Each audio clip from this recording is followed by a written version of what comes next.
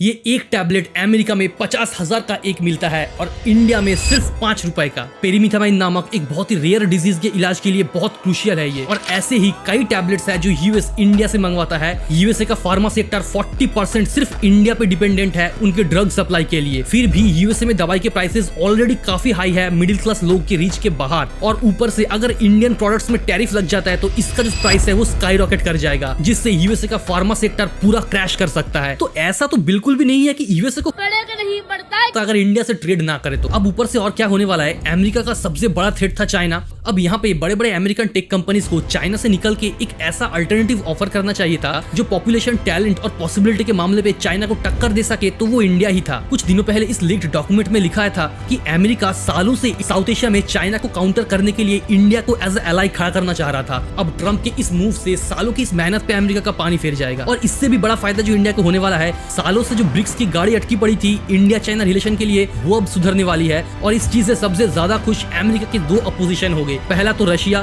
जो सालों से चाह रहा था कि इंडिया चाइना रिलेशन में सुधार आए, और दूसरा चाइना खुद इंडिया पे टैरिफ लगा के ब्रिक्स नेशंस को और करीब आने के लिए मजबूर कर रहा है। और बात यहाँ पे सिर्फ 50% टैरिफ की नहीं है। अगर चाहता तो 50% टैरिफ बोल सकता था, लेकिन बोला कि 25 टैरिफ और 25 पेनल्टी, यानी कि यूएस इंडिया को पनिश कर रहा है, ये दिखाने के लिए कि उसका डोमिनेंस कितना है, वो कितना पावरफुल कंट्री है। और ये सबसे बुरी बात है। लेकिन इंडिया इससे डरा नहीं। टैरिफ लगाने के अगले ही दिन अजीत डोभाल को रशिया भेजते हैं और पीएम का ये ट्वीट सामने आता है कि इंडिया फर्दर रशिया के साथ अपना फ्रेंडशिप और स्ट्रॉन्ग करना चाहता है और इवन पुतिन को हम इंडिया में भी बुला रहे हैं। फाइनली दो डेड इकोनॉमी इंडिया और रशिया चाइना के साथ डायरेक्टली इंटरलिंक्ड होने वाला है। अब देखना ये होगा कि इस टैरिफ वॉर से अमेरिका को ज्यादा नुकसान होता है कि इंडिया को ज्यादा फायदा। जय हिंद।